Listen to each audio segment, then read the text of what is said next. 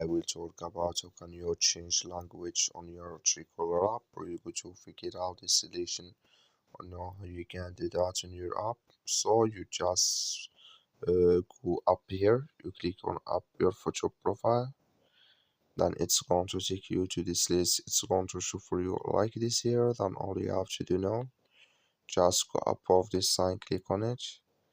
So then it's going to take you to this list. It's going to show for you like this.